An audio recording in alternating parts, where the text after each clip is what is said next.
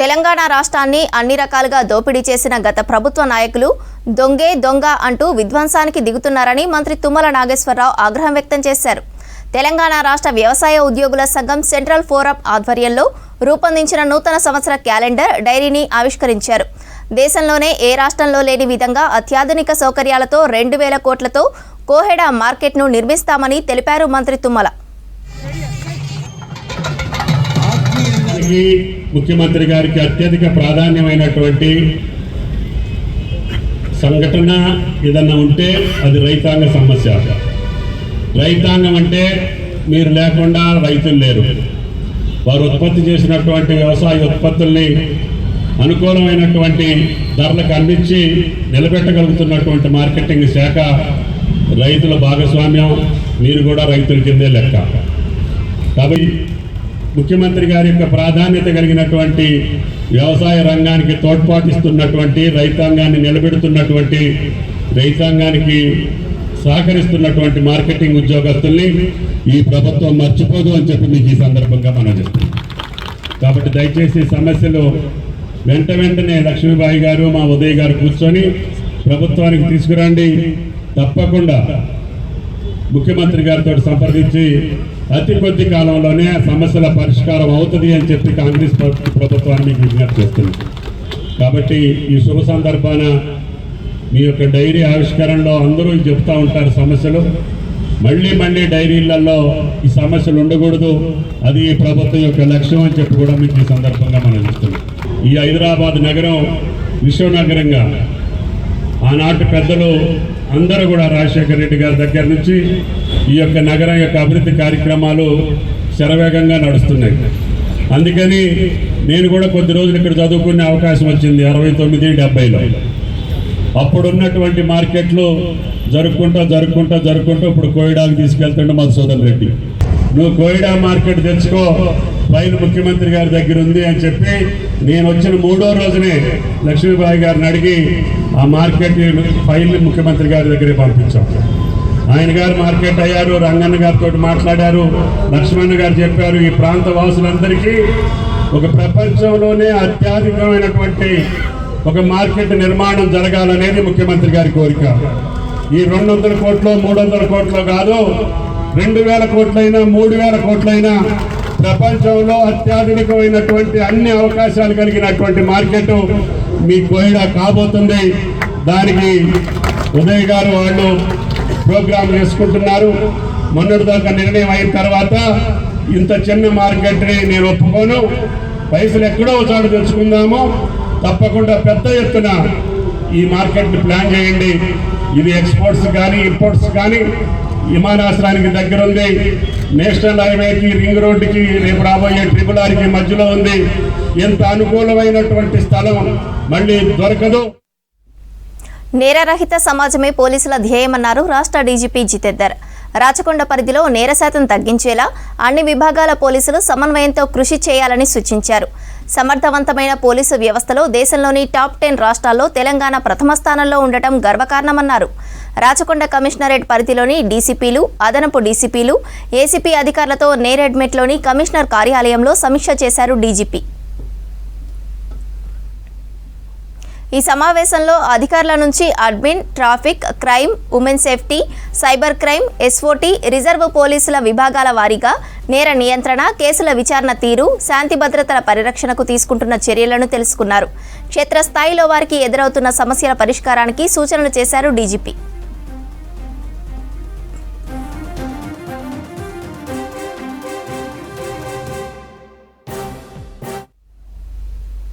ప్రభుత్వ సలహాదారు కె కేశవరావు కుటుంబ సభ్యులకు స్థలం రెగ్యులరైజేషన్పై హైకోర్టులో విచారణ జరిగింది.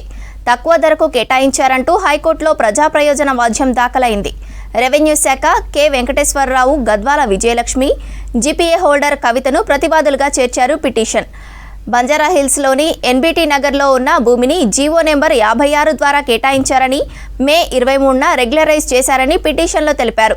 నిబంధనలకు విరుద్ధంగా స్థలాలు కేటాయించారని పిటిషనర్ తరపు న్యాయవాది కోర్టుకు తెలిపారు. స్థలాలు కేటాయిస్తూ జారీ చేసిన జీవోను రద్దు చేయాలని కోరారు. దీనిపై కౌంటర్ దాఖలు చేసేందుకు ప్రతివాదులు సమయం కోరారు.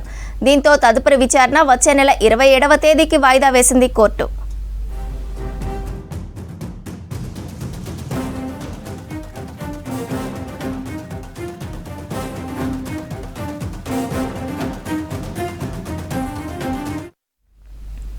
మౌని అమావాస్య సందర్భంగా హైదరాబాద్ లక్డీ కపుల్లోని కాలభైరవ టెంపుల్కు భక్తులు పోటెత్తారు. అమావాస్య రోజున కాలభైరవుడి దర్శనం చేసుకుంటే నరదృష్టి, అనారోగ్య సమస్యలు దూరమవుతాయని భక్తుల విశ్వాసం. కాలభైరవుడి దర్శనం అనంతరం గుమ్మడికాయలో దీపాలు వెలిగించి మొక్కులు తీర్చుకున్నారు భక్తులు. ఉదయం నుంచి క్యూ లైన్లో భక్తుల దర్శనాలు కొనసాగాయి. ఇదే అంశానికి సంబంధించి మరింత సమాచారం నరేష్ అందిస్తారు. అమావాస్య సందర్భంగా అయితే లక్డీ కపుల్లో ఉన్నటువంటి కాలభైరవ స్వామి టెంపుల్లో అయితే భక్తులు అయితే కిక్కిరిసిపోయారు. ఇవాళ ఉదయం నుంచి కూడా ఇక్కడ భక్తులు అయితే క్యూ లైన్లో వెయిట్ చేస్తున్నటువంటి సిచ్యువేషన్ ఉంది. ప్రధానంగా కాలభైరవుడికి అమావాస్య రోజు పూజలు జరిపిస్తే కనుక నరదృష్టి లాంటివి ఏమన్నా ఉన్నా కానీ పోతాయనేటటువంటిది హిందూ భక్తులు అయితే ప్రగాఢంగా విశ్వసిస్తారు. సో మొత్తానికి ఇవాళ మౌని అమావాస్య కావడంతో అత్యంత ప్రధానంగా ఈ మౌని అమావాస్య నాడైతే నార్త్ సైడ్ ఉండేటటువంటి భక్తులు చాలా వైభవంగా పండుగలను జరుపుకుంటారు. సో ఇది ఈ ట్రెండ్ అనేటటువంటిది మెల్లమెల్లగా మన సౌత్ సైడ్ కూడా వస్తున్నటువంటి సిచ్యువేషన్ ఉంది. చూడొచ్చు ప్రజెంట్ ఇక్కడ టెంపుల్లో అయితే చాలా పెద్ద సంఖ్యలో భక్తులు క్యూలో వెయిట్ చేస్తూ ఉన్నటువంటి పరిస్థితి ఉంది. అయితే ఈ మౌని అమావాస్యకు సంబంధించి దీనికి సంబంధించినటువంటి ప్రత్యేకత ఏంది అనేటటువంటి విషయాన్ని ఆలయానికి సంబంధించినటువంటి ప్రధాన అర్చకులు ఉన్నారు. ఒకసారి వాళ్ళతో మాట్లాడే ప్రయత్నం చేద్దాం. స్వామీజీ, आज मौनी अमावस्या के स्पेशलिटी क्या है? आज के दिन भगवान काल भैरव के दर्शन करने से समस्त दोष जो है ना मुक्त हो जाता है मनुष्य। राहु केतु शनि क्रूर ग्रहों की शांति होती है, मन की इच्छाओं की पूर्ति होती है। किसी के विवाह में यदि कोई भी समस्याएं हैं उसका निराकरण हो जाता है। संतान जिनको नहीं होती है उनके भी दर्शन करने से मेन है नर दृष्टि। नर दृष्टि किसी भी प्रकार का यदि दोष है, नर दृष्टि है, आज के कलयुग के प्रभाव में लोगों को ज़्यादा नज़रों का प्रभाव सामना करना पड़ता है। उसके लिए लोग दीप दान करते हैं जिसके माध्यम से वो नर दृष्टि का दोष कम हो जाता है। घर में उन्नति, शांति, सुख और समृद्धि का भाव उत्पन्न होता है। ये हमारे भैरव जी हैं, मैं यहाँ का प्रधान पुजारी हूँ और बहुत पावरफुल पौराणिक मंदिर है। अमावस अष्टमी के दिन बहुत ही महत्व रहता है इनके दर्शन करने का, तो इनका दर्शन करें, दीप दान करें। भगवान भैरव जी को मदिरा का नैवेद्य, वड़ा, जलेबी, मिठाई, फूल फल इत्यादि नैवेद्य अर्पण करने से मन की सभी अभिलाषाएं पूर्ण होती हैं। यहाँ पे फैसिलिटीज कैसा है? भक्तों से चाला बहुत आदमी आ रहे हैं इधर भक्तों। हाँ, तो फैसिलिटी ये है कि पुलिस की प्रोटेक्शन व्यवस्था रहती है और लाइनबद्ध आना पड़ता है। कतार में लाइन में लग के आइए, सबको दर्शन होते हैं। कोई भी फीस की भी किसी भी प्रकार का कोई धनाहरण नहीं किया जाता। भगवान के दर्शन करिए, विधिवत आप दर्शन करके प्रदक्षिणा उस दिन बंद रहता है, प्रसाद लें, बैठें, अष्टकम पढ़ें और घर को जाएं, यही रहता है। రెగ్యులర్గా వస్తారా కాలభైరవుని దర్శించుకుంటారా? ఏంది ఎట్లా? రెగ్యులర్గా వస్తామండి. ఆరోగ్య రీత్యా చాలా లాభం ఇక్కడికి వస్తే మంచిది కాబట్టి ఎక్కువ విజిట్ చేస్తాము. ప్రతి అమావాస్యకి, పౌర్ణమికి, ఆదివారానికి, అష్టమికి ఈ రోజులలో వస్తే కొంచెం లాభం జరుగుతుంది వ్యక్తులకి, కాబట్టి మేము చాలా ఇది చేస్తాం అన్నమాట. ఇక్కడ చాలా మంది భక్తులు గుమ్మడికాయలో అయితే దీపాన్ని వెలిగిస్తూ ఉన్నారు. దీన్ని వెలిగించడం వెనుక కారణం ఏమది, ఎట్లాంటి ఫలితాలను కోసం వాళ్ళు ఈ పూజలు చేస్తున్నారు అనేటటువంటి ఒకసారి వాళ్ళతో మాట్లాడదాం. అమ్మ చెప్పండి, ఇది ఇవాళ గుమ్మడి దీపంలో మీరు దీపాలు వెలిగిస్తూ ఉన్నారు కదా, ఏంది దీని కారణం ఏంది దీని వెనకాల? గుమ్మడి దీపాలు అనేది కాలభైరవునికి చాలా ప్రీతి. సో మనం ఏదైనా మొక్కుకొని మనం ఇష్టంగా మనం ఈ గుమ్మడి దీపాలు అనేది వెలిగించి ఉంటే మన కోరిక అనేది నెరవేరుతుందని మా ఒక నమ్మకం, విశ్వాసం కూడా. కొన్ని ఏళ్ళ నుంచి చేస్తున్నాము, మనం అనుకునే నెరవేరుతాయి కాబట్టి, ప్రీతిగా ఆయనకి ఇష్టం కాబట్టి ఆ గుమ్మడి దీపం వెలిగించడం జరుగుతుంది. అంటే ప్రధానంగా ఏ రోజులలో ఇక్కడికి మీరు వస్తారు, ఇక్కడ పూజలు చేస్తూ ఉంటారు, దీపాలు వెలిగిస్తారు? అమావాస్య నాడు చేస్తాము. అమావాస్యకి ప్రతి అమావాస్యకి వచ్చి ఇట్లా ముట్టిస్తూ ఉంటాము. మా సిస్టర్స్ వస్తారు ఎప్పుడు. ఈసారి నేను వచ్చి కూడా నేను ఒక మొక్కుకొని నేను కూడా పెడుతున్నాను. అమ్మ మీరు చెప్పండి, ఎట్లా అనిపిస్తుంది ఇట్లా పూజ చేయడం? అంటే మేము ఇక్కడికి గుడి దగ్గర రావడము 7 years. అంతకుముందు ఈ గుడి ఏమీ తెలిసేది కాదనమాట. మన ఇక్కడ గుడి దగ్గర మహారాజీ వచ్చారు. ఆయన వచ్చిన తర్వాత ఒక 7 years నుంచి వస్తాను నేను ఇక్కడికి. చాలా అంటే అనుకున్నది మన హెల్త్ ప్రాబ్లం కానీ ఫైనాన్షియల్గా ఏదైనా కానీ చాలా బాగుంటుంది, అనుకుంది జరుగుతుంది. ఇక్కడ వస్తే నరదృష్టి లాంటివి పోతాయి, మేము ఆరోగ్యంగా ఉంటామని చెప్తున్నటువంటి పరిస్థితి ఉంది. అమ్మ చెప్పండి, ఎట్లా అనిపిస్తుంది మీకు ఇక్కడ పూజ చేయడం? నేను ఫస్ట్ టైం రావడం, దీపం పెడితే కొంచెం శుభం జరుగుతుంది, ఇంట్లో అంతా మంచి జరుగుతుందని ఫ్రెండ్స్ చెప్పడం వల్ల నేను వచ్చాను. అంతా మంచి జరగాలని కోరుకున్నాను. చూస్తున్నాం కదా, ఇక్కడ భక్తులంతా కూడా ఇక్కడ అమావాస్య రోజు పూజ చేయడంతో మాకంతా మంచి జరుగుతుంది, మా ఇళ్లలో అంతా కూడా శుభం జరుగుతుంది అనేటటువంటి అభిప్రాయాన్ని భక్తులు ప్రగాఢంగా విశ్వసిస్తూ అయితే ఇక్కడ పూజలు చేస్తూ ఉన్నారు కాలభైరవ టెంపుల్లో. కెమెరామెన్ జగన్తో నరేష్, V6 న్యూస్, హైదరాబాద్. రేపు 17వ నర్సరీ మేళా ప్రారంభిస్తామన్నారు horticulture mela in charge Khalid Ahmed. Necklace రోడ్లోని పీపుల్ ప్లాజాలో ఫిబ్రవరి 3వ తేదీ వరకు 5 రోజులు ఈ మేళా జరుగుతుందన్నారు. దేశంలోని వివిధ ప్రాంతాల నుంచి తెచ్చిన మొక్కలు ప్రదర్శనలో ఉంటాయన్నారు. ఈ మేళాలో 150 స్టాల్స్ ఏర్పాటు చేస్తామన్నారు. Medicinal, kitchen, outdoor, indoor, seeds, imported plants అందుబాటులో ఉంటాయన్నారు ఖలీద్ అహ్మద్. 15 నుంచి ఈ మేళా స్టార్ట్ చేశాము. ఇప్పటి వరకు ఇది 17th ఎడిషన్. ఇప్పుడు ఇక్కడ రేపటి నుంచి స్టార్ట్ అవుతుంది. దీనికి మన honourable minister Tummala Nageswararao sir, agriculture minister, inauguration చేయడానికి. ఈ ఎగ్జిబిషన్ ఇది యాక్చువల్లీ 5 days ఎగ్జిబిషను. ఇది 9 నుంచి 9 నైట్ వరకు ఇది ఎగ్జిబిషన్ నడుస్తుంది. దీంట్లో కనీసం మనకు 140 కన్నా స్టాల్స్ దీంట్లో ఇప్పుడు వచ్చినాయి. మన India each and every state నుంచి ఇక్కడ స్టాల్స్ భాగం తీసుకుంటున్నారు. దీంట్లో రకాల చెట్లు మనకు cactus, succulents, adenium, orchids, water plants, oxygen plants, 24 hour oxygen ఇచ్చే ప్లాంట్స్లు ఇవన్నీ ఇక్కడ మనకు అందుబాటులో ఉంటాయి. ఇంకొకటి సీడ్స్, దుంపులు, రేర్ దుంపులు ఇవి కూడా ఇక్కడ మనకు అందుబాటులో ఉంటాయి. ఆర్గానిక్ మెటీరియల్స్ కూడా ఉంటాయి. పార్ట్స్లో కూడా చాలా రకాల పార్ట్స్. ఈసారి కొత్త పార్ట్లు అంటే మనకు కాయర్లనే పార్ట్స్ తయారు చేసిన నేచురల్ ఫైబర్ పార్ట్స్ కూడా ఇక్కడ అవైలబుల్ ఉంది. దీంట్లో మనకు తక్కువ నీళ్ళతోనే మనం మంచి చెట్లకు పెంచుకోవచ్చు. అలాగే పార్ట్స్ ఉంది, టెరాకోటా పార్ట్స్ ఉన్నాయి, మట్టి పార్ట్స్ ఉన్నాయి, ఫైబర్ పార్ట్స్లు, మెటల్ పార్ట్స్ ఇవన్నీ ఇక్కడ అవైలబుల్ ఉన్నాయి.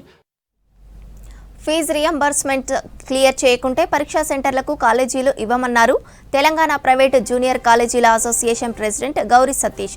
ఫిబ్రవరి 3 నుంచి జరిగే ప్రాక్టికల్ సెంటర్లలో సీసీ కెమెరాలు పెట్టాలని ఇంటర్ బోర్డు ఆదేశాలను వ్యతిరేకిస్తున్నామని చెప్పారు. టైం ఇవ్వకుండా ఆదేశాలు అమలు చేయాలని చెప్పడం దారుణమన్నారు. ఇంటర్ బోర్డు సెక్రటరీ పిల్లల జీవితాలతో చెలగాటం ఆడుతున్నారని అన్నారు. తమను ఇబ్బంది పెట్టే అధికారులపై సీఎం చర్యలు తీసుకోవాలని డిమాండ్ చేశారు. సుందరయ్య విజ్ఞాన కేంద్రంలో సమావేశమైన ప్రైవేటు జూనియర్ కాలేజీల యాజమాన్యాలు ఇంటర్ బోర్డు వ్యవహారాలు, ఫీజు రియంబర్స్మెంట్ బకాయిలపై చర్చించారు. ఇలాంటి నిర్ణయాలు ఎప్పుడు కూడా జరగలేదు.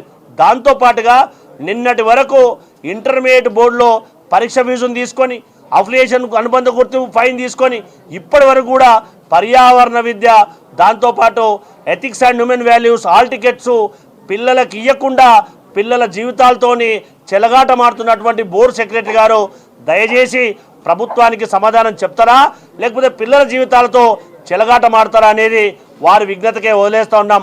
ప్రభుత్వం ఒక్కసారి ఆలోచన చేయాలని కూడా అప్పీల్ చేస్తూ ఉన్నాం. దాంతోపాటు ఇన్ని రోజుల వరకు మేము విద్యాబుద్ధులు చెప్తే ఆ పిల్లలకే హాల్ టికెట్ వెళ్ళడం అంటే మంచిదే, కానీ రేపటి నుంచి మా విద్యార్థులను, మా దగ్గర పనిచేసినటువంటి అధ్యాపకులను మీ వద్దకే వేతనాలకు, మా సమస్యలు ఏవచ్చినా మీ ఆఫీస్కే క్యూ కట్టే విధంగా మేము కార్యాచరణ రూపొందించుకొని మీ దగ్గరికే పంపుతామని చెప్పి తెలంగాణ ప్రైవేట్ జూనియర్ కళాశాల సంఘం మీకు విజ్ఞప్తి చేస్తూ ఉంది.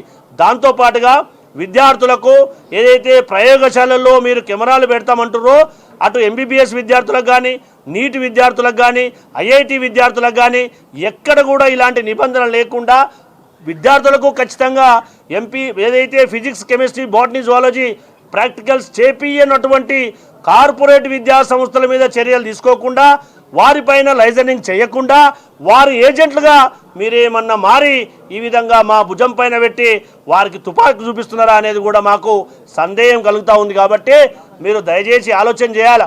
ఏవైతే పిల్లలకు ప్రాక్టికల్ చేయవలసినటువంటి ఆవశ్యకత చాలా అవసరం ఉంది. మేము తప్పకుండా వారికి ప్రాక్టికల్ చేపించినాం.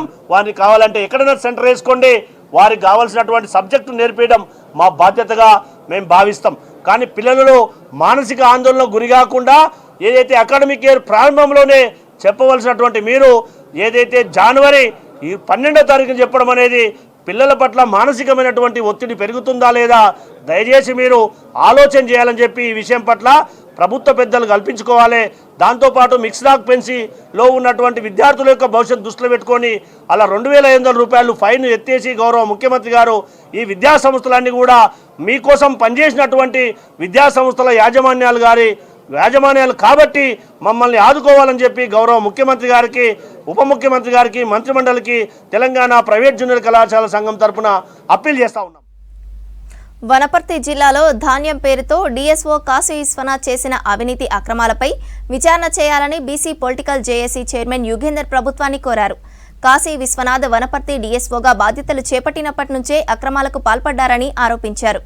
జిల్లాలో దాదాపు 40 మిల్లులకు అర్హత ఉన్నా తప్పుడు సమాచారంతో పక్క జిల్లాలకు ధాన్యం కేటాయించారన్నారు. తన కార్యాలయంలో పనిచేసే అవుట్సోర్సింగ్ ఉద్యోగి బంధువుల అకౌంట్లోకి డబ్బులు పంపించుకున్నారని తెలిపారు. అవినీతికి సంబంధించిన అన్ని ఆధారాలు తమ దగ్గర ఉన్నాయని ఉన్నతాధికారులకు ఫిర్యాదు చేస్తామన్నారు యుగేందర్. ఈరోజు రైస్ మిల్లు బకాయిలు రాష్ట్రం అంతా 3,300 కోట్లు ఉంటే ఒక్క వనపర్తి జిల్లాలోనే దాదాపు ఒక 1,100 కోట్ల బకాయిలు ఉన్నాయి. అంటే ఇది గత ప్రభుత్వ పెద్దలు చేసిన నిర్వాహకం ఇది. అయినప్పటికీ కూడా కొన్ని మిల్లులు ఈరోజు సక్రమంగా ఉన్నప్పటికీ వారికి ధాన్యం కేటాయించకుండా కేవలం తనకు డబ్బులు ఇచ్చిన వారికే ధాన్యం కేటాయిస్తూ పక్క జిల్లాలకు కేటాయిస్తున్నాడు. ఈరోజు వనపర్తిలో పండినటువంటి ప్యాడీ వనపర్తి రైస్ మిల్లర్లకు ఇవ్వాలి. సరే, వాళ్ళు డీఫాల్టర్స్ ఉన్నారు. డీఫాల్టర్లు ఉన్నప్పుడు పక్క జిల్లాలకు ఇచ్చినప్పుడు ఏంటంటే పక్క జిల్లాలకు బస్తాకు ఒక 5 నుంచి 6 రూపాయల చొప్పున వసూలు చేసి ఆ విధంగా వసూలు చేసిన సొమ్ము దాదాపు ఒక 200 కోట్ల పైగా ఈరోజు కనపడుతుంది. సికింద్రాబాద్ బోయిన్పల్లిలోని రాజీవ్ ఏవియేషన్ అకాడమీ అక్రమ నిర్మాణాలను కూల్చివేశారు కంటోన్మెంట్ అధికారులు. కంటోన్మెంట్ బంగ్లా ల్యాండ్లో ఎటువంటి నిర్మాణాలకు అనుమతి లేదన్నారు. కొత్తగా నిర్మాణాలు చేపట్టడంతో పాత ఫ్లైట్ల సామాగ్రిని బయటకు పంపి క్లాస్ రూమ్లను కూల్చివేశారు. పాత విమానాల విడిభాగాలను తరలించాలని అకాడమీకి సూచించారు అధికారులు. Greater Hyderabad municipal corporation council సమావేశానికి సర్వం సిద్ధమైంది. 2025-26 ఫైనాన్షియల్ ఇయర్ బడ్జెట్ ఆమోదం కోసం రేపు ఏర్పాటు చేసిన ఈ సమావేశానికి అధికార, ప్రతిపక్ష పార్టీల కార్పొరేటర్లు అస్త్రశస్త్రాలు సిద్ధం చేసుకున్నారు. మేయర్పై అవిశ్వాస తీర్మానం అంటూ కొన్ని రోజులుగా తీవ్ర చర్చ జరుగుతోంది. బీజేపీ, బీఆర్ఎస్, కాంగ్రెస్ కార్పొరేటర్లకు కౌన్సిల్ సమావేశంలో అనుసరించాల్సిన వ్యూహాలపై ఆయా పార్టీల అధిష్టానం ఇప్పటికే దిశానిర్దేశం చేసింది. దీంతో బడ్జెట్ ఆమోదానికి ప్రతిపక్షాల కార్పొరేటర్లు ఎంతవరకు సహకరిస్తారనే విషయంపై ఉత్కంఠ నెలకొంది.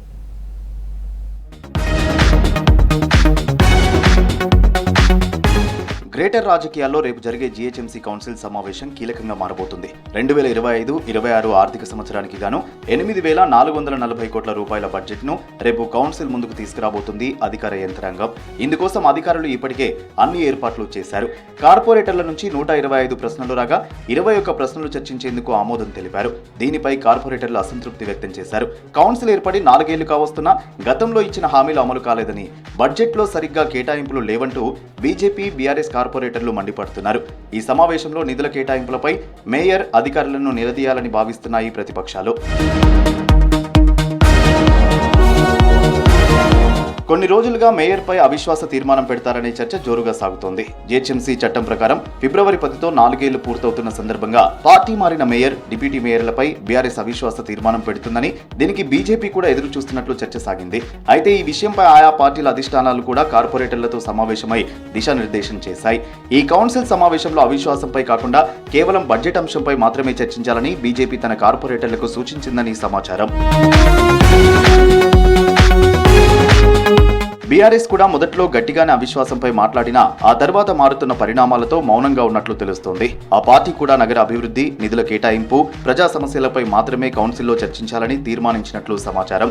ఇటీవల మాజీ మంత్రి తలసాని ఆధ్వర్యంలో సిటీలోని బీఆర్ఎస్ ఎమ్మెల్యేలు, ఎమ్మెల్సీలు, కార్పొరేటర్లంతా జీహెచ్ఎంసీ కమిషనర్ ఇలంబరితిని కలిసి వినతి పత్రం అందజేశారు. బడ్జెట్లో తమ డివిజన్లకు ప్రాధాన్యత ఇచ్చి నిధులు కేటాయించాలని కోరారు. మరోవైపు కాంగ్రెస్ కూడా కౌన్సిల్లో అనుసరించాల్సిన వ్యూహంపై చర్చించింది. జిల్లా ఇన్ఛార్జి మంత్రి పొన్నం ప్రభాకర్ ఇంట్లో నిర్వహించిన సమావేశానికి మేయర్తో పాటు పలువురు కార్పొరేటర్లు హాజరయ్యారు. ప్రతిపక్షాల వ్యూహాలపై చర్చించారు. కార్పొరేటర్లంతా ఒకే తాటిపై ఉండాలన్న మంత్రి పొన్నం ప్రభాకర్, శ్రీధర్ బాబు అవిశ్వాస తీర్మానం టెక్నికల్ గా సాధ్యమయ్యే అంశం కాదని, ఈ విషయాన్ని కార్పొరేటర్లు పట్టించుకోవద్దని సూచించారు.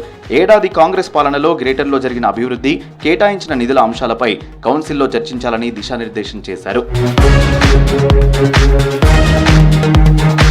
రేపు ఉదయం 8 గంటలకు మంత్రి పొన్నం ప్రభాకర్ ఇంట్లో మరోమారు కార్పొరేటర్లంతా సమావేశమై ఆ తర్వాత కౌన్సిల్కు హాజరు కావాలని సూచించారు. బీజేపీ బీఆర్ఎస్ కౌన్సిల్ సమావేశాన్ని అడ్డుకోవాలని చూస్తే కఠినంగానే వ్యవహరించాలని మేయర్కు సూచించినట్టు సమాచారం. గొడవలు చేసేందుకు కౌన్సిల్ సమావేశం వేదిక చేసుకోవద్దని, ఏడాదిలో బల్దియా ఎన్నికలు రాబోతున్నందున కార్పొరేటర్లంతా అభివృద్ధిపై దృష్టి సారించాలని మేయర్ విజయలక్ష్మి విజ్ఞప్తి చేసినట్లు తెలుస్తోంది. స్టాండింగ్ కమిటీ ఒకసారి బడ్జెట్ను తిరస్కరించి ఆ తర్వాత ఆమోదం తెలిపింది. స్టాండింగ్ కమిటీ సభ్యుల్లో బీఆర్ఎస్, ఎంఐఎం చెందిన వారే ఎక్కువగా ఉండడంతో మేయర్కు మద్దతు లభించలేదు. ఆ తర్వాత బడ్జెట్కు ఆమోద ముద్ర వేశారు. ఇప్పుడు అదే పరిస్థితి కౌన్సిల్ సమావేశంలోనూ ఉండడంతో బడ్జెట్కు ఏకగ్రీవంగా ఆమోదం లభిస్తుందా లేదా అనేది చర్చనీయాంశంగా మారింది. హైదరాబాద్ పీపుల్స్ ప్లాజా వేదికగా గత ఆదివారం నిర్వహించిన భారతమాతకు మహాహారతి కార్యక్రమంలో జరిగిన అగ్ని ప్రమాదం ఘటన తీవ్ర విషాదం మిగిల్చింది. ఈ ఘటనలో హుస్సేన్ సాగర్లో గల్లంతైన అజయ్ మృతదేహం మంగళవారం లభించగా ఇదే ఘటనలో గాయపడి చికిత్స పొందిన గణపతి అనే యువకుడు కూడా మృతి చెందాడు. మరణించిన వారి కుటుంబాలకు న్యాయం చేయాలంటూ గాంధీ హాస్పిటల్ వద్ద బీసీ సంఘాల నేతలు ఆందోళన చేశారు.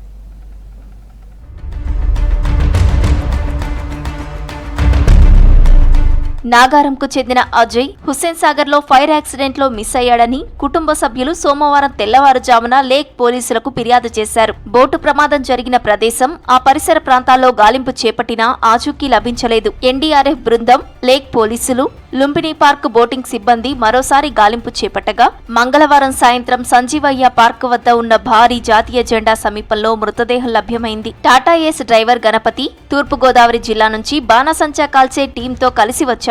ఆ సమయంలో జరిగిన అగ్ని ప్రమాదంలో తీవ్ర గాయాల పాలై సికింద్రాబాద్ యశోద హాస్పిటల్లో చికిత్స పొందుతూ మంగళవారం ఉదయం మృతి చెందాడు. బాణసంచా కాల్చేందుకు పోలీసు ఉన్నతాధికారుల నుంచి అనుమతి తీసుకోవాల్సి ఉంది. కానీ ఆదివారం రాత్రి హుస్సేన్ సాగర్ లో మహాహారతి కార్యక్రమంలో బాణసంచా కాల్చేందుకు పోలీసుల అనుమతి తీసుకోలేదని తెలుస్తోంది. Lumbini park manager, boating incharge, ఇతర అధికారుల అనుమతితో బోటులు బాణసంచా కాల్చేందుకు వెళ్లినట్టు తెలుస్తోంది. సాగర్ బోటింగ్ లో మంటలు రావడంతో యువకుడు గల్లంతైన నేపథ్యంలో 2 రోజులు బోటింగ్ నిలిపివేశారు.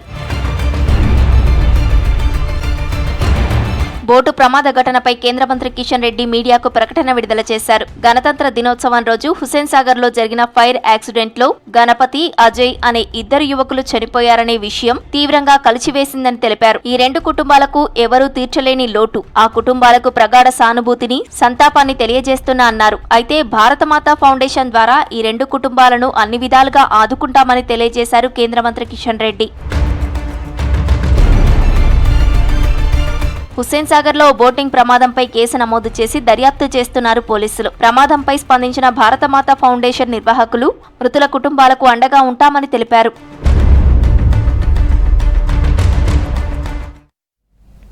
డిజిటల్ ట్రెండింగ్ పేరుతో అమాయకులను టార్గెట్ చేసుకుని ఆన్లైన్ మోసాలకు పాల్పడుతున్న ముఠా గుట్టు రట్టు చేశారు హైదరాబాద్ సైబర్ క్రైమ్ పోలీసులు.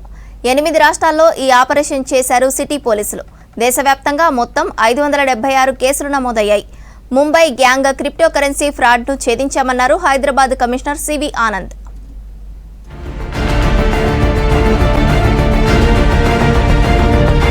సైబర్ నేరగాలతో కీలక పాత్ర పోషించిన ఓ బ్యాంకు మేనేజర్తో పాటు 52 మందిని అరెస్టు చేశారు సిటీ సైబర్ క్రైమ్ పోలీసులు. నిందితుల నుంచి భారీగా cheque books, cell phones, rubber stamps, debit cards, credit కార్డులను స్వాధీనం చేసుకున్నారు పోలీసులు. నిందితులు 3 రకాల సైబర్ క్రైమ్ కు పాల్పడ్డారని తెలిపారు.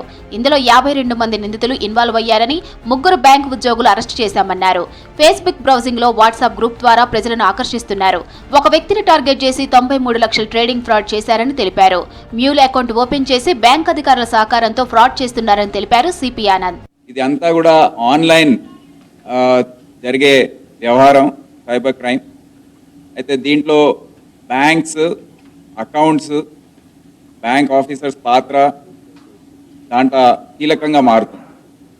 మేము ఇన్వెస్టిగేషన్ చేస్తున్న సందర్భంలో ఈ వ్యవహారాలన్నీ బయటపడుతున్నాయి. కొన్ని బ్యాంక్స్లో కొంతమంది ఆఫీసర్స్ కుమ్మక్కై సైబర్ క్రైమ్ ఫ్రాడ్స్టర్స్తో వాళ్ళు ఈ నేరాల్ని చేయించడంలో పూర్తి స్థాయిలో సహకరిస్తున్నారు. అకౌంట్స్ ఓపెనింగ్లో కానివ్వండి, వేరే రకాలుగా డిపాజిట్ ఎవరైతే ఉన్నారో వాళ్ళని తీసుకురావడం, మనీ ట్రాన్స్ఫర్లో కానివ్వండి, సస్పిషియస్గా ఉన్న ట్రాన్స్ఫర్ చేయడం, ఇటువంటివన్నీ కూడా వీరు పూర్తి స్థాయిలో సహకరిస్తున్నారు. 3 బ్యాంక్ ఆఫీసర్స్ని కూడా అరెస్ట్ చేయడం జరిగింది. ముంబైకి చెందిన జునైద్ అనే వ్యక్తి నగదును క్రిప్టో కరెన్సీగా మారుస్తున్నాడని ఇన్వెస్టిగేషన్లో తేలిందన్నారు పోలీసులు. ఈ డిజిటల్ అరెస్ట్ కేసులో 2 డాక్టర్లు కూడా మోసపోయారని గుర్తించారు పోలీసులు. మరోవైపు చీఫ్ జస్టిస్ సుప్రీంకోర్టు పేరుతో ఫేక్ ఆర్డర్ తయారు చేసి మోసాలకు పాల్పడ్డారు. కేసు క్లోజ్ చేస్తామని నగదు డిపాజిట్ చేయాలని డిమాండ్ చేయడంతో 3 కోట్ల ఎఫ్డీలను నిందితులకు చెల్లించారు బాధితులు. ఈ కేసులో 2 నిందితులను అరెస్ట్ చేశారు పోలీసులు. ఈ వ్యవహారంపై రిజర్వ్ బ్యాంక్ ఆఫ్ ఇండియాతో కూడా సమావేశం నిర్వహించామన్నారు సిపి సివి ఆనంద్. తెలంగాణలో మొత్తం 74 కేసులు నమోదవ్వగా ఒక్క హైదరాబాద్లోనే 33 కేసులు బుక్ అయ్యాయని తెలిపారు పోలీసులు. ఈ ఆన్లైన్ మోసాల్లో 83 కోట్ల రూపాయల బాధితులు నష్టపోయారని తెలిపారు. అయితే ఈ కేసుల్లో మొత్తం 2 కోట్ల 87 లక్షల రూపాయలు ఫ్రీజ్ చేశామన్నారు. సైబర్ క్రైమ్ ఇష్యూపై అన్ని బ్యాంకుల ఉన్నతాధికారులతో చర్చించామని తెలిపారు సిపి. అయితే సైబర్ క్రైమ్ అరికట్టడంలో కీలక పాత్ర పోషించాలని బ్యాంక్ అధికారులకు సూచించారు. దీనిపై ఓ కమిటీ కూడా ఏర్పాటు చేశామని, ఆ నివేదిక అందజేసిన వెంటనే మరిన్ని చర్యలు చేపడతామన్నారు. ఎక్కువగా చదువుకున్న వారే సైబర్ మోసాలకు గురవుతున్నారని జాగ్రత్తగా ఉండాలని సూచిస్తున్నారు పోలీసులు. గత ఏడాది 3,500 కోట్ల రూపాయల సైబర్ క్రైమ్ జరిగిందని తెలిపారు. అయితే ఈ కేసుల్లో 13% రికవరీ అయిందన్నారు. ఈ ఏడాది అవగాహన సదస్సులు అధికంగా నిర్వహిస్తామన్నారు సిటీ పోలీసులు.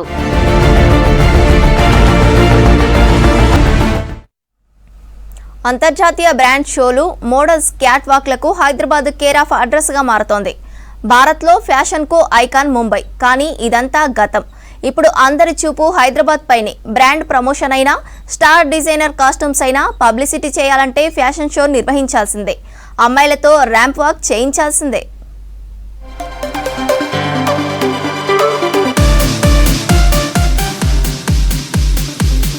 ఇప్పటికే ఐటీ హబ్, బ్యాడ్మింటన్ హబ్ గా పేరొందిన భాగ్యనగరం ఇప్పుడు ఫ్యాషన్ ఐకాన్ గా మారిపోయింది. ప్రస్తుతం ముంబైకి మించిన ఫ్యాషన్ షోలు మన హైదరాబాద్ లో జరుగుతున్నాయి. టాలీవుడ్, బాలీవుడ్ నటీనటులతో పాటు స్పోర్ట్స్ స్టార్స్ సందడి చేస్తున్నారు.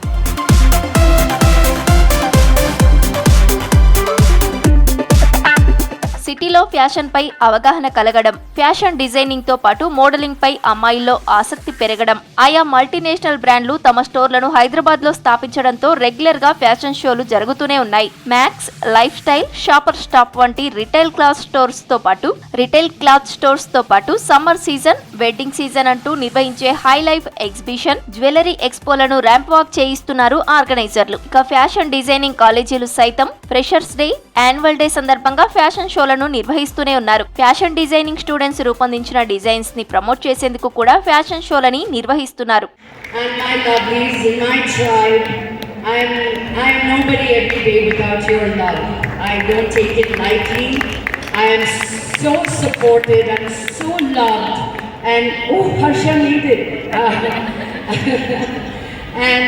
Thank you for being here for me and for this cause.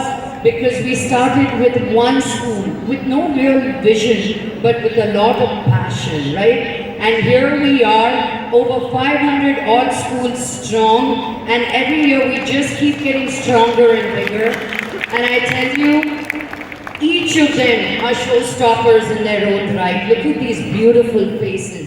ఏదైనా కొత్తగా నేర్చుకుంటున్నాను.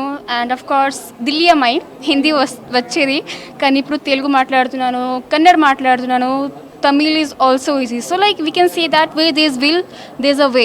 సో మీకు నిజంగానే లైక్ నాకు it is for me. So if I really want something, of course this universe is going to manifest it for us. So if you also have some dream, అంటే ఏదైనా కోరుకుంటున్నారంటే of course go for it, and I'm sure you can reach there.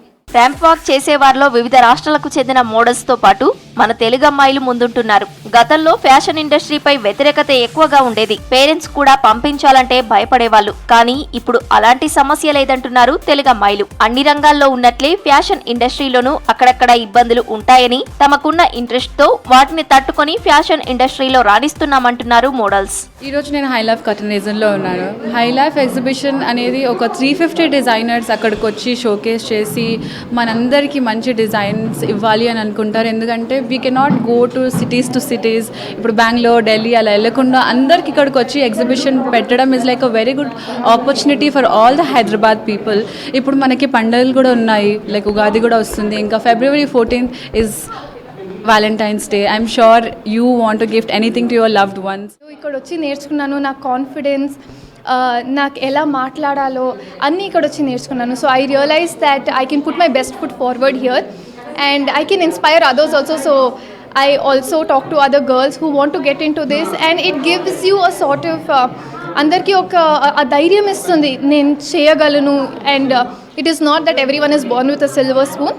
Hard work, talent ఉంటే ఏదైనా చేయొచ్చు, ఏదైనా సాధించవచ్చు. ప్రముఖ డిజైనర్లు శివాని సింఘనియా, అష్నా జాక్సన్, దివ్య మొల్లేటి, గాయత్రి రెడ్డి, మహేష్ గిల్దా, రికా, స్టోపరా రోహన్, అరోరాలు రూపొందించిన ఉత్పత్తులకు ప్రచారాన్ని కల్పించేందుకు ఫ్యాషన్ షోలను నిర్వహిస్తున్నారు. ఈ షోలలో handloom, recycle clothes, sustainable materials తో వెస్ట్రన్, ఇండో వెస్ట్రన్, ట్రెండీ డ్రెస్లు, వింటేజ్ చేనేత చీరలతో చేసిన అవుట్ఫిట్స్ తో నిర్వహించిన ర్యాంప్ వాక్లు ఆహుతుల్ని కట్టిపడేస్తున్నాయి.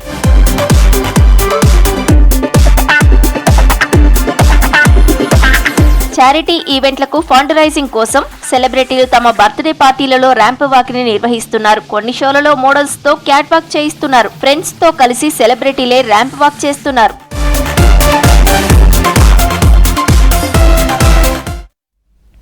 హైదరాబాద్ నాచారంలోని సెయింట్ పాల్స్ కాలేజీలో నాంది ఫౌండేషన్ ఆధ్వర్యంలో జాబ్ మేళా నిర్వహించారు. డిగ్రీ, పీజీ, ఎంబీఏ పూర్తి చేసిన విద్యార్థులకు ప్రైవేటు రంగ సంస్థల్లో ఉద్యోగాలకు ఇంటర్వ్యూలు నిర్వహించారు. విద్యార్థుల నుంచి మంచి స్పందన వచ్చిందన్నారు నిర్వాహకులు. 1100 మంది రిజిస్ట్రేషన్ చేయించుకున్నారని తెలిపారు. మహేంద్ర టెక్ లాంటి దిగ్గజ కంపెనీలు విద్యార్థులకు ఉద్యోగ అవకాశాలు కల్పించడం ఆనందంగా ఉందన్నారు నాంది ఫౌండేషన్ సభ్యులు. ఈ జాబ్ ఉత్సవ్లో నిజామాబాద్, కరీంనగర్, సిద్దిపేట, గజ్వేల్, జనగాం జిల్లాల నుంచి విద్యార్థులు పాల్గొన్నారు.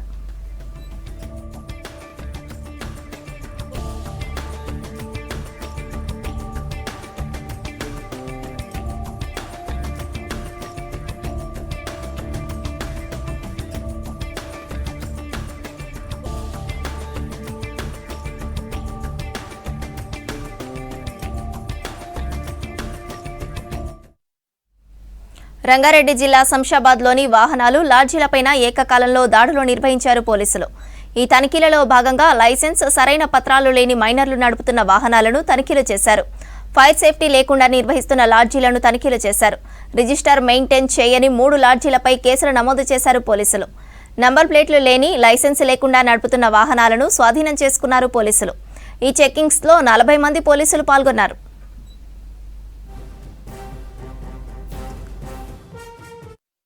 ఆర్జీఐ పోలీస్ స్టేషన్ పరిధిలో మా శంషాబాద్ డివిజన్కి సంబంధించి ఫోర్స్ తోటి ఒక 50 మంది స్టాఫ్ తోటి ఒక 4 టీములుగా అయ్యి ఈరోజు లాడ్జీలు, షాపులు, మిగతా సస్పీషియస్ ప్లేస్లో చెక్ చేయడానికి మేము టీములుగా తయారై చెక్ చేస్తున్నాం. చెక్ చేసే క్రమంలో కొన్ని లాడ్జీలు చెక్ చేస్తుంటే ఈరోజు ఇప్పటి వరకు మనకు దొరికిన దాంట్లో ఓకే లాడ్జీ అని ఒకటి, కీర్తి లాడ్జ్ అని ఒకటి, భారత్ లాడ్జ్ అని ఒకటి, ఈ 3 లాడ్జీలన్నీ వీళ్ళు రన్నింగ్ చేస్తున్నారు. గత 3-4 నెలల నుంచి రన్నింగ్ చేస్తున్నారు.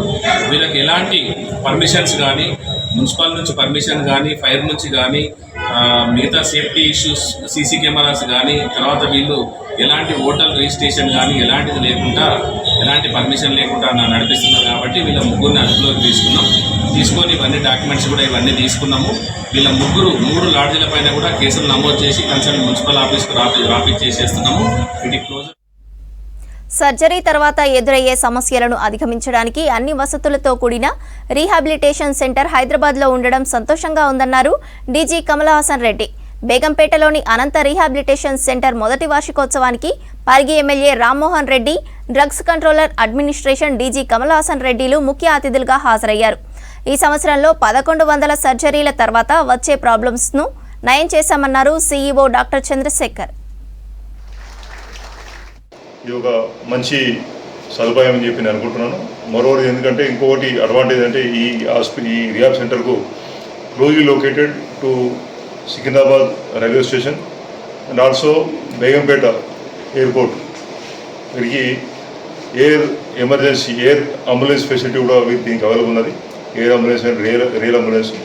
కాబట్టి ఇన్ని అత్యాధునికమైనటువంటి సౌకర్యాలు కల్పించడంతో పాటు వారు డాక్టర్ చంద్రశేఖర్ గారికి విశేషమైనటువంటి అనుభవం ఉన్నది. వారి ఎంటైర్ కెరీర్, వారి లైఫ్ మొత్తం కూడా మెడికల్ ఫీల్డ్లోనే హెల్త్ కేర్ ఫీల్డ్లోనే వారు పనిచేయడం జరిగింది. వారి అనుభవం అంతా కూడా దీన్ని ఉపయోగించుకొని ఈ సెంటర్ తీసుకురావడం చాలా సంతోషకరమైన విషయం. మనం ఇన్ఫ్రాస్ట్రక్చర్ డెవలప్మెంట్ మన తెలంగాణకు పెద్ద ఎత్తున కృషి చేస్తూ తనకు ఉన్నటువంటి వనరులను కొంత సోషల్ వర్క్ కూడా చేయాలని తను కూడా ఈ యొక్క హాస్పిటల్ సైడ్ తను ఇన్వెస్ట్ చేయడం అనేది చాలా సంతోషదాయకం. కమలాసన్ రెడ్డి గారు చాలా మనకు మన హాస్పిటల్స్ అన్నిటి కూడా రెగ్యులర్గా వారు బ్లడ్ బ్యాంక్స్కి కూడా మన డ్రగ్ సంబంధించిన కంట్రోలర్గా కూడా ఉండి చాలా ఫెసిలిటీస్ అన్నీ కూడా మనకు ఇంప్రూవ్ అయ్యే విధంగా ఫెసిలిటీస్ పేషెంట్స్కి అందరూ కూడా మంచి ఫెసిలిటీస్ ఉండడానికి కృషి చేస్తున్నారు. మా టీం గొప్పది. వాళ్ళు బ్రెయిన్ స్టిమ్యులేషనే కానివ్వండి, దాని తర్వాత other therapies like hydrogen therapy కానివ్వండి, మాలిక్యులర్ హైడ్రోజన్ థెరపీ కానివ్వండి, అపార్ట్ ఫ్రమ్ ద న్యూట్రిషటికల్స్ కానివ్వండి, ఈ థెరపీస్ తోటి డెఫినెట్గా రికవర్ చేయడం జరిగింది. ఈవెన్ నౌ ఆల్సో 3 పేషెంట్స్ ఉన్నారు. 3 పేషెంట్స్ కూడా వాళ్ళు మాట్లాడుతున్నారు, వాళ్ళకి ఫిజియోథెరపీ కూడా తీసుకుంటున్నారు. అండ్ వాళ్ళ వైఫ్ మధ్యలో కొన్ని రోజులు యూఎస్కి వెళ్ళి మళ్ళీ వచ్చింది. ఆవిడ చూసి really surprise to see that cases. ఈ కేసెస్ మాకు రియల్గా గర్వకారణం. డిక్లేర్ చేసిన పేషెంట్స్ మళ్ళీ రికవర్ కావడం.